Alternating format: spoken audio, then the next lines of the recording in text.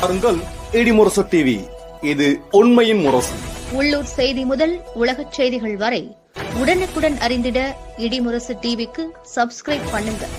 குளித்தலையில் 21ஆம் ஆண்டு கஞ்சி கலயம், முளைப்பாரி மற்றும் அக்னி சட்டி ஏந்தி ஆன்மீக ஊர்வலம் நடந்தது.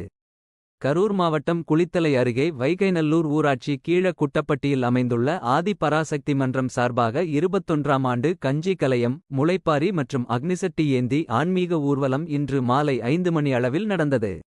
இந்த ஊர்வலத்தில் உலக அமைதிக்காகவும், விவசாயம் செழிக்கவும், தொழில் வளம் பெருகவும், இயற்கை சீற்றத்தை தவிர்க்கவும், மக்களின் வறுமை அறவே தீர்க்கவும், குழந்தைகளுக்கு கல்வி வளம், வேலைவாய்ப்பு கிடைக்கவும், பொதுமக்கள் அனைவரும் நலம் பெற்று வாழ இந்த ஆன்மீக ஊர்வலம் நடந்தது.